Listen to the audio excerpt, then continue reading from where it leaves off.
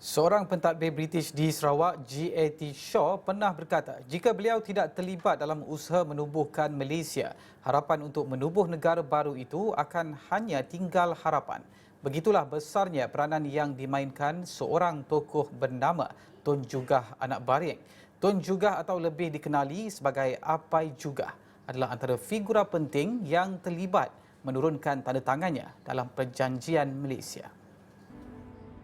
Buta huruf dan tidak pernah bersekolah, namun impian Tun Jugah amat menggunung untuk melihat anak bangsanya berjaya dan negeri yang dicintainya membangun. Cucunya, Datuk Seri Alexander Nantalinggi yang kini Menteri Kerja Raya, mengimbas kehebatan datuknya itu.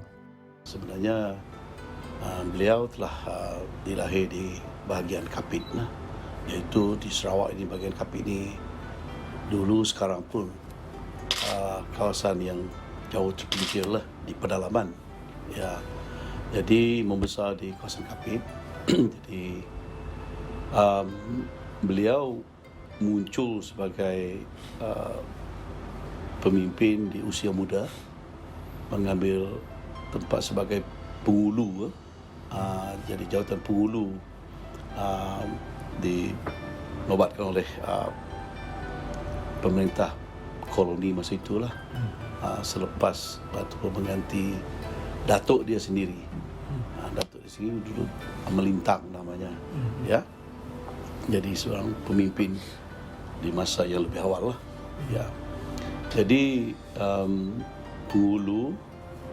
Jadi masa itu Temenggong Kok boleh dikatakan seorang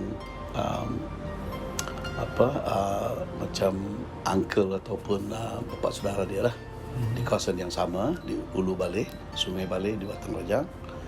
Jadi Temenggong Kok dari Temenggong.